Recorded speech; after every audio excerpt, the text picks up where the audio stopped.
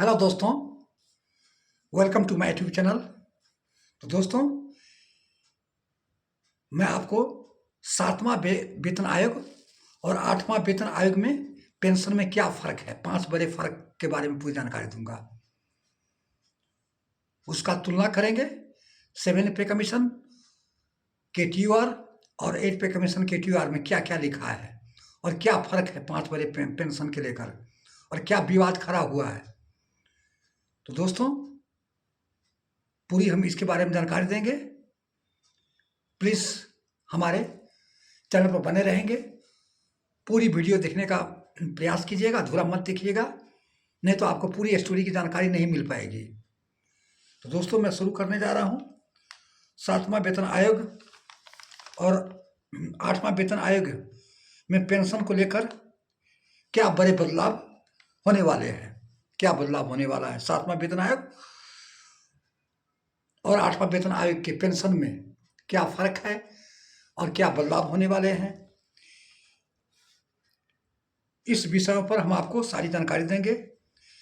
7 पे कमीशन और 8 पे कमीशन सिस्टम में 5 बड़े फर्क हैं, जिसका सीधा असर केंद्रीय कर्मचारियों और पेंशनरों के ऊपर पड़ेगा।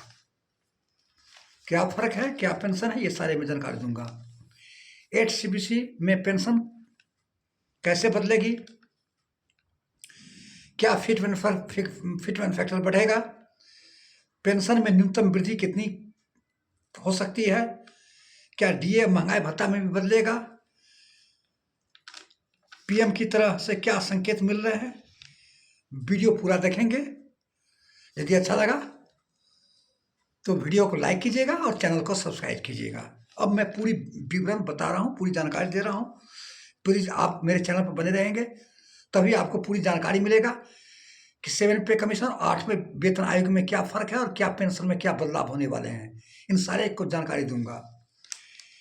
8 CPC में पेंशन रीएस्टमेंट का जिक्र नहीं है, जिसको पुनर्मूल्यांकन बोलते हैं, रीअसेसमेंट। लेकिन हाँ, इसके में लिखा है NPS और UPS के तहत आने वाले पेंशन संबंधी चिंताओं को समीक्षा की जाएगी। NPS और UPS की समीक्षा की जाएगी 8 पे कमीशन में, लेकिन पेंशनर, ओल्ड पेंशनर के बारे में जिक्र नहीं है TOR में। 8 CPC डेथ कम रिटायरमेंट, 8 CPC डेथ कम रिटायरमेंट ग्रेजुएटी की समीक्षा, उसके TOR में लिखा हुआ है। 8 पे कमीशन के TOR में 8 पे कमीशन के TOR कहती है कि आयोग NPS और UPS के तहत आने वाले कर्मचारियों को डेथ कम रिटायरमेंट ग्रेजुएटी की समीक्षा करेगा और सिफारिश देगा। जो NPS और UPS का डेथ इन रिटायरमेंट ग्रेजुएटी है, उसकी समीक्षा करेगा और देगा, लेकिन ओल्ड पेंशन के बारे में, पेंशनर के बारे में नहीं लिखा गया है, जो कि साफ स्पष्ट लिखों में 7 पे कमीशन में KTUR में लिखा गया है।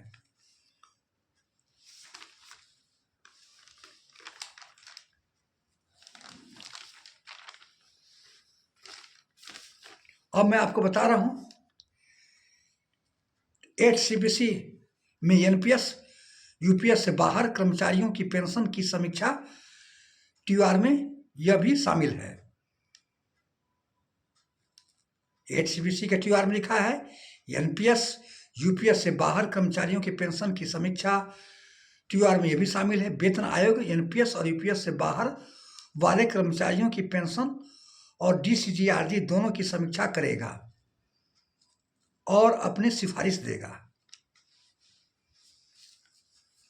अब चौथा बता रहा हूं, 7 पे कमीशन का स्पष्ट मैंडेट पेंशन और रिटायरमेंट बेनिफिट्स। 7 कमीशन रीऑर्गेनाइजेशन 28 फरवरी 2014 को जारी हुआ था। 7 पे कमीशन है जो TOR जो जारी किया था, 28 फरवरी 2014 को जारी किया था 7 पे कमीशन का, जिसमें साफ लिखा था कि आयोग पेंशन और अन्य रिटायरमेंट बेनिफिट की संरचना तय करने कि सिद्धांतों को जांच करेगा। 7 पे कमीशन के TOR में जो 28 फरवरी 2014 को जारी किया गया था TOR में, उसमें साफ साफ स्पष्ट शब्दों में लिखा गया था कि पेंशन और रिटायरमेंट बेनिफिट की संरचना तय करेगा और सिद्धांतों को जांच करेगा। यानी 7 CPC में पेंशन पर पूरा फोकस और स्पष्ट और अनिवार्य था। 7 पे कमीशन के TOR में सारा स्पष्ट फोकस पेंशन और रिटायरमेंट आने वाले का स्पष्ट अनिवार्य था, लेकिन 8 पे कमीशन के TOR में नहीं लिखा गया था और नहीं जिक्र किया गया है। 7 CPC पुराने रिटायरमेंट कर्मचारियों की पेंशन रिवीजन का प्रावधान के बारे में लिखा था और 7 CPC के TOR में यह जिम्मेदारी भी दी गई थी कि वह सिफारिशों को लागू होने की तारीख से पहले रिटायरमेंट हुए कर्मचारी को पेंशन की समीक्षा करेगा। इसमें दिया था कि 7 CPC की यह जिम्मेदारी ये भी दी गई थी कि वह सिफारिश लागू होने की तारीख जो जब से लागू होगा, जिसमें उसमें हुआ था 1 जनवरी 2016 से लागू हुआ था, तो पहले रिटायरमेंट कर्मचारियों के पेंशन की समीक्षा करेगा, लेकिन 8 PC में ये नहीं लिखा गया है।